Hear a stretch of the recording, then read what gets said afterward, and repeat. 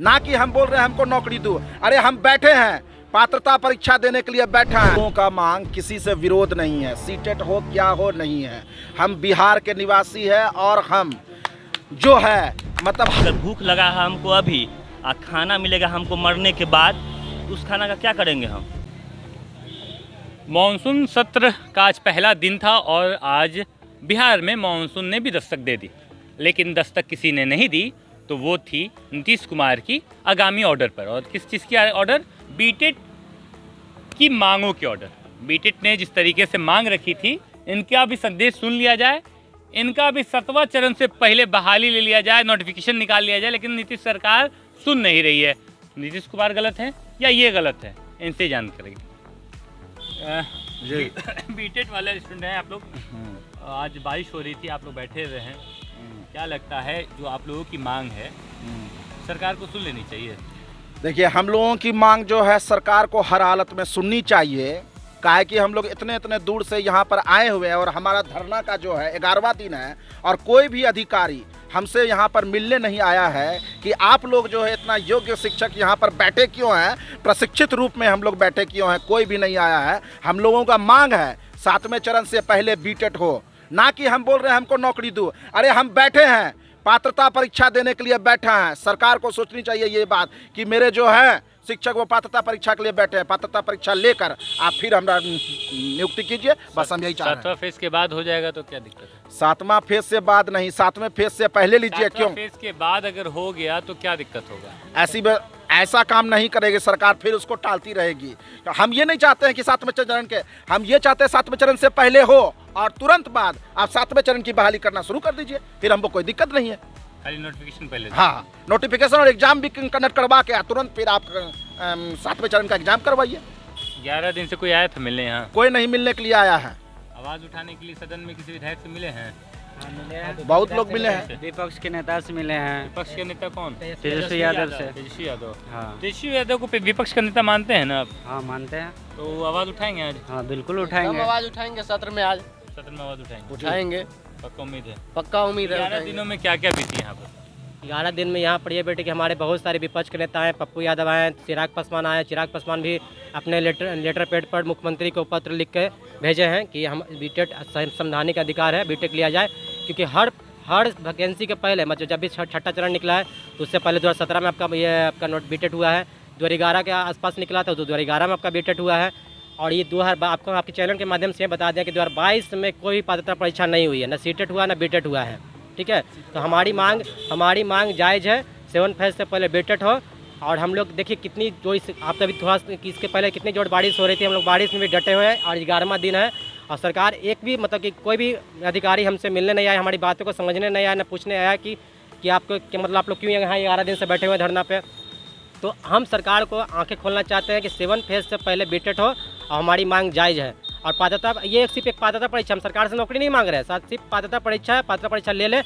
और मेरे बड़े भाई सीटेट वाले जो है वो ये बोल रहे हैं कि बीटेट अगर होगा तो 16 दिन मीटिंग करने में लगेगा, 3 महीना नोटिफिकेशन निकालने में लगेगा, 6 महीना ये नोटिफिकेशन निकालने में लगेगा, एग्जाम लेने में लगा, 1 साल रिजल्ट निकालने में लगा। तो वो सरकार पर मतलब सवाल उठा रही है और सरकार उन लोग का मांग सुन के 7 फेज के नोटिफिकेशन दबाव में आके अगस्त में निकाल रही है। तो हमारे सरकार इतनी सक्षम है कि अगर चाह जाएगी तो 3 महीना के अंदर में एग्जाम भी हो जाएगा, रिजल्ट भी आ जाएगा और 7 फेज की बहाली भी आ जाएगी, बस सरकार चाह जाएगी तो। और हम सरकार से यही मांग करना चाहते हैं कि आप जल्द से जल्द बीटेट का नोटिफिकेशन निकाल लें। सरकार निकालेगी 7वें चरण से पहले। हम लोगों का मांग किसी से विरोध नहीं है, सीटेट हो क्या हो नहीं है। हम बिहार के निवासी है और हम जो है मतलब हर साल ट्रेंड होते हैं। इस 5 साल के दौरान 3 बार हम लोग ट्रेंड हो चुके शिक्षक, यानी 32,000 34,000 जब सीट है तो 1 लाख के करीब जो है सारे शिक्षक ट्रेंड हुए।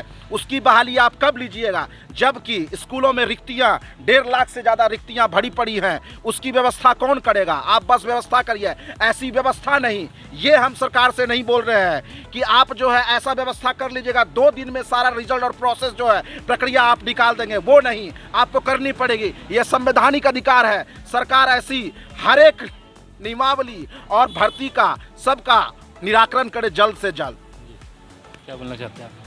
आप बोल रहे थे सर 7वां चरण के बाद बीटेट का आयोजन हो, इससे क्या होगा? इससे अगर आप ही समझिए, अगर भूख लगा है हमको अभी और खाना मिलेगा हमको मरने के बाद, उस खाना का क्या करेंगे हम? उस खाना को हम क्या करेंगे? अगर 7वां इतना चरण दिन से फिर भूख क्यों नहीं लगी थी? भूख क्यों नहीं लगी थी? सरकार बहाली कहाँ दे रहा था? 6ठा चरण का फेज समाप्त हुआ, 7वां चरण से पहले बीटेट का नोटिफिकेशन कहीं पे आता?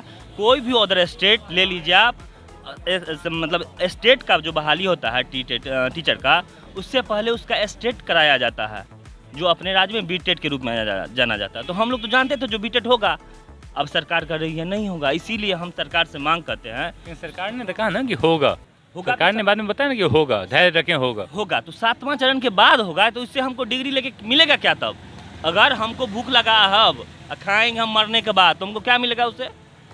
इसलिए हम सरकार से मांग करते हैं जो बीटेट का आयोजन किया जाए 7वां चरण से पहले। हमारे स्टेट में 4.5 लाख से 5 लाख के बीच में ट्रेनिंग करके बैठे हुए हैं बीएड डीएड। अब 5 साल से, विगत 5 साल से हमारे स्टेट में बीटेट का आयोजन नहीं हुआ है। सरकार कह रही है कि सीटेट जो पास किए हैं उसी को हम लेंगे। तो सर, सीटेट में तो हमारी क्षेत्रीय भाषा नहीं आती है, क्षेत्रीय भाषा तो हमारी बीटेट में आती है। उसमें यहाँ लैंग्वेज है हमारी, मतलब कहा जाए तो अंगिका है, भोजपुरी है, मैथिली है। तो वो उससे सर हम लोग हैं, मतलब मांग कर रहे हैं, सरकार से जुड़े हुए हैं, मांग यही कर रहे हैं कि आप बीटेट का आयोजन कीजिए, एक बार आयोजन कीजिए, हम लोग को भी मौका मिलेगा। बहुत सारे स्टूडेंट हैं, अगर नहीं मौका मिलेगा तो बेरोजगार हम लोग बैठ जाएंगे। बेरोजगारी हटाने के लिए सरकार को ये कदम उठा लाइए चुपचाप विद्यांचल योजना, जिसमें 12th पास टीचर बनेंगे। तो आप डीएलएड क्यों करा रहे हैं? प्रशिक्षण क्यों करा रहे हैं? बंद कर दीजिए बीएलएड डीएलएड कॉलेज को। आप जो योजना ला रहे हैं विद्यांचल योजना, 12th पास स्टूडेंट जो शिक्षक बनेंगे वो बच्चे को क्या पढ़ाएंगे? वैसे तो शिक्षा व्यवस्था चरमराई हुई है और आप गर्त में देना चाहते हैं शिक्षा को और डुबा दीजिए। शिक्षा पे कोई बात ही नहीं करना चाहता है जी। कोई विपक्ष हो, सत्ता पक्ष हो, कोई शिक्षा पे बात ही नहीं करना है किसी को, आंख बंद करके सोए रहा। बताया ना भी कुछ देर पहले आप लोगों ने कि विपक्ष के पास गया वो तो हमारी मांग है, विपक्ष उठाएगी, लेकिन शिक्षा के मुद्दा पे किसी को बात ही नहीं करनी है। क्यों करेंगे तो उसको एजुकेशन दे देंगे। तो नौकरी की मांग, चाहे वो सत्ता पक्ष हो या विपक्ष, इन्हें सिर्फ नौकरी के नाम पर, नोटिफिकेशन के नाम पर बल गलाया जा रहा है।